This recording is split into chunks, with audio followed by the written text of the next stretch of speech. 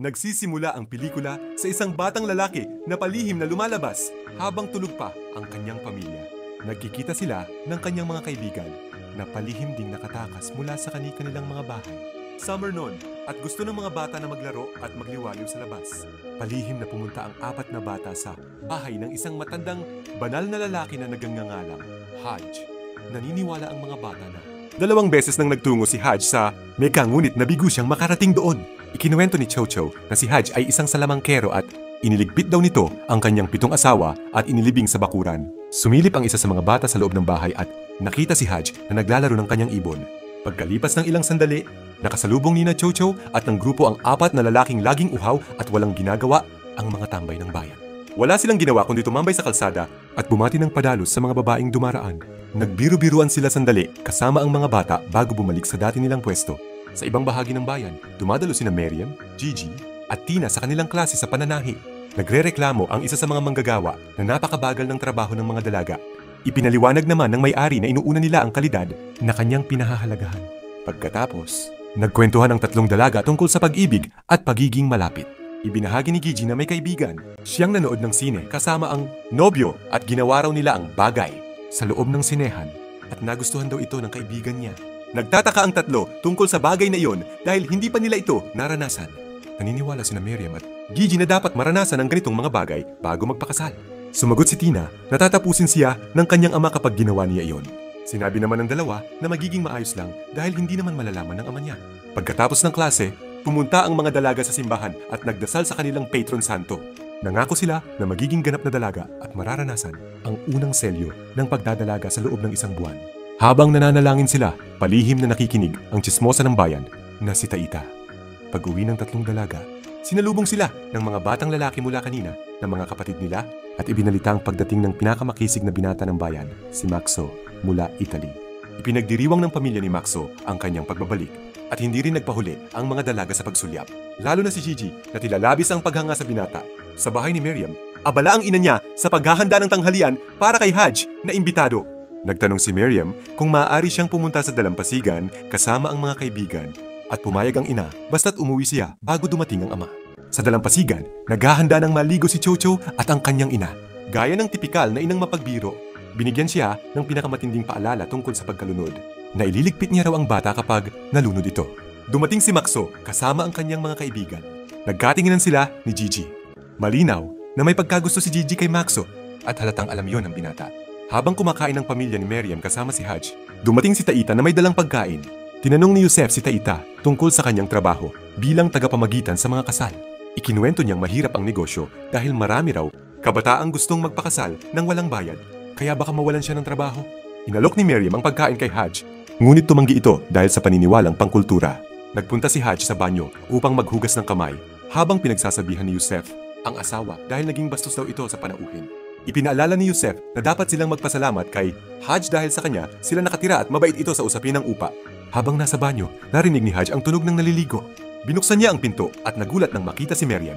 Labis ang pagkagimbal at umalis siya ng biglaan upang umuwi. Maya-maya, sinisilip ng 4 na tambay sina Gigi at Tina na naliligo. Nawalan ng malay ang isa dahil sa sobrang pagkabighani, kaya natuklasan ng mga dalaga na may ginagawa sila. Humingi si Miriam ng permiso sa ama para manood ng sine kasama ang mga kaibigan. Pumayag si Yusef, ngunit sinabi niyang kailangan niyang isama ang kapatid. Umalis si Yusef papunta sa trabaho at saka nagtungo sa restoran ng kaibigan upang makipag-usap tungkol sa politika. Maya-maya, nakipagkita siya kina Jojo at Giuseppe, mga ama ni Gigi at Tina. Masaya silang nagiinuman at kumakain sa bangka.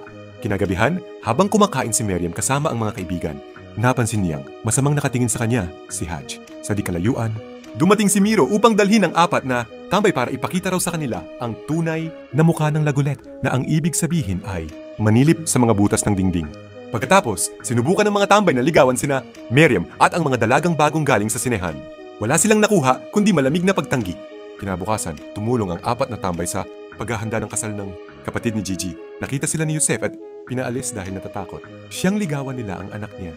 Pinayagan lamang sila matapos siyang payapain ni na Jojo at Giuseppe na nagbiro tungkol sa kanyang bagong promosyon. Nag-usap sina Hajj at Taita tungkol sa mga nangyayari sa apartment. Ipinahayag din ni Hajj ang kagustuhang ibenta na lamang ang ari-arian dahil hindi naman siya kumikita. Nagpahayag si Gigi sa mga kaibigan na mabibigo sila sa kanilang misyon kung palagi silang nakaupo lamang Hinikayat niya ang mga ito na lumabas kasama ang unang mga lalaking kanilang makikita. Paglabas nila, sinalubong nga sila ng 4 na tambay na nagyayang mag-date. Ikinuwento ng mga lalaki ang silid na kanilang nirentahan para sa kasal ng kapatid ni Gigi. Hindi, paman sila tapos magpaliwanag, pumayag agad ang mga dalaga na ikinagulat ngunit ikinatuwa naman ng mga lalaki. Sa lokal na restoran, may isang taong kilala bilang si Raulo ng Bayan na laging nakikinig sa balita. Nagbabala siya na paparating na ang digmaan, ngunit walang nakinig. Dumating pa ang isa at nagsabing umuwi si Claudia, ang tanyag na personalidad ng bayan, at agad nagkagulo ang lahat. Iniwan ng mga tao ang kanilang ginagawa at nagtakbong salubungin si Claudia. Sa gabi ng kasal, masayang tinanggap ni na Jojo at ng asawa niya ang mga bisita, kabilang si Claudia. Habang nag-i-enjoy ang lahat, abala si Haj sa patuloy na pagbantay kay Miriam, na tila naging sentro ng kanyang atensyon. Lumapit ang isa sa 4 na tambay upang sunduin sina Miriam at ang mga dalaga mula sa kasiyahan. Dinala sila sa isang pribadong silid, kung saan naghahanda ang mga lalaki ng munting salusalo para sa kanila. Binigyan pa nila ang mga dalaga ng inumin upang mapasaya ang gabi. Pagkatapos ng kaunting sayawan, nagpasya ang mga dalaga na pumili ng lalaking makakausap ng mas malapit. Dahil 3 lamang sila, may isang lalaking naiwan ang nagdala ng inumin na hindi kasing kisig ng kanyang mga kaibigan. Dahil hindi makita si Miriam sa kasiyahan, nagsimulang maghanap si Haj. Natuklasan niyang kasama niya at ng mga dalaga ang 4 na tambay. Ipinamalita niya ito sa mga ama ng mga bata na agad sumugod sa pribadong silid. Nang makapasok sila, nagtakbuhan ang mga lalaki. Pinarusahan ng mga ama ang kanilang mga anak na babae dahil sa ipinakitang kilos noong gabing iyon. Hindi sila pinayagang lumabas ng bahay. Nagsimulang magsisihan sina Yusef, Jojo at Giuseppe tungkol sa nangyari. At dahil dito ay nagkahiwalay sila ng loob at hindi nag-usap. Nagkubli ang 4 na tambay sa isang abandonadong pagawaan. Dinalaw sila ni Miro at ibinalitang nais daw pag-inita ng mga ama ng mga dalaga ang kanilang mga ulo. Samantala, tinanong ni Haj si Taite kung kaya niyang alamin kung nagbago nga ba ang puri ni Miriam ng gabing iyon. Sinabi ni Taite na wala siyang alam at wala rin siyang paraan upang malaman. Sa bahay, wala nang nagawa sina Miriam at ang mga dalaga kundi matulog at mamuhay ng nakakulong. Nagsimulang ipahayag ni Tina ang pagkamuhi niya sa kanilang bayan at gusto niya nang umalis. Sa kabilang banda, tinuruan si Miriam ng kanyang ina kung paano magsuot ng belo. Lumalabas na ginagawa niya ito dahil sa kahilingan ni Haj. Ayon sa ina, nais daw ni Haj na mapangalagaan ni Miriam ang kanyang dangal bilang isang dalaga. Dinalaw si Gigi ni Taite na nagpakita sa kanya ng katalogo ng mga binatang maaari niyang mapangasawa. Sa kabila ng maraming pagpipilian, sinabi ni Gigi na wala siyang interes sa alinman sa kanila. Isang araw, dumalaw si Haj sa bahay ni na Miriam.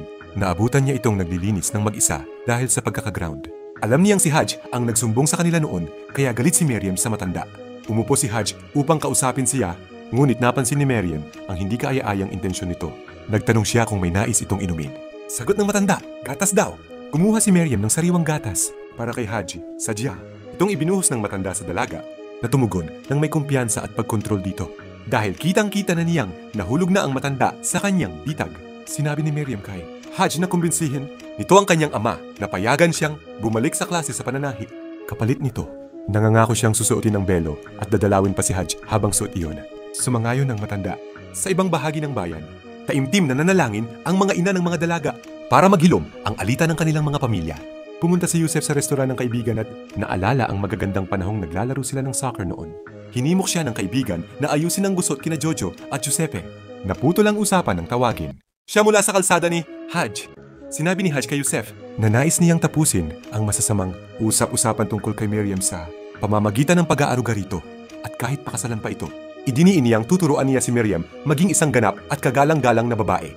Nang mag-alinlangan si Yusef, sinabi ni Haj na may nag-aalok ng magandang halaga para sa apartment, ngunit hindi niya ito ibinebenta para hindi maabala ang pamilya ni Yusef. Lalo na si Miriam. Idinagdag pa niyang kapag napangasawa niya si Miriam, hindi na iisipin ni Yusef ang upa. Sagot ni Yusef, hindi siya makangako.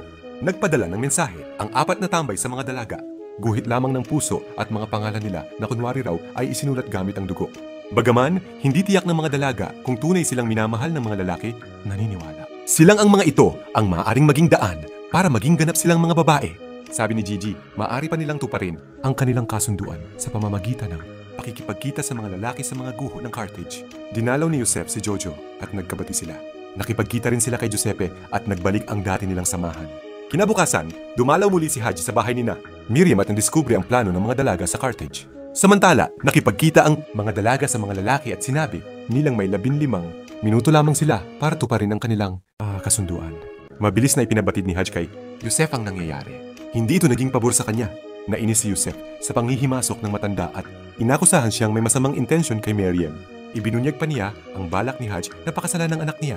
Nakisali si Taite at sinabing narinig niyang pinag-uusapan ng mga dalaga ang pagkawala ng kanilang puri ng araw na yon. Dahil dito, nagmamadaling nagpunta sina Yusef, Jojo at Giuseppe sa guho ng Carthage. Huli na sila pagdating at wala na roon ang mga dalaga. Natagpuan nila ang tatlo na magkasamang nagdarasal sa simbahan at labis silang napanatag na walang nangyari. Dahil sa kahihiyan at galit, sinimulan ni Hajj ang pagpapaalis sa mga nangungupahan. Sinabi ni Taite sa ina ni Miriam na dapat na rin silang maghanda dahil kasama sila sa listahan. Nang marinig ito, sa tindi ng galit ni Miriam, nagsuot lamang siya ng belo at nagtungo sa bahay ni Hajj. Nang tanungin siya ng matanda kung bakit siya naroon, inalis niya ang belo at iniharap ang sarili sa kanya.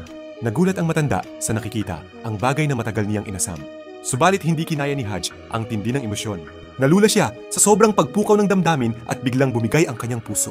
Nang bumagsak si Hajj, muling sinuot ni Miriam ang belo at umalis. Makalipas ang ilang araw, nagpunta sina Yusef at ang kanyang mga kaibigan upang mangisda.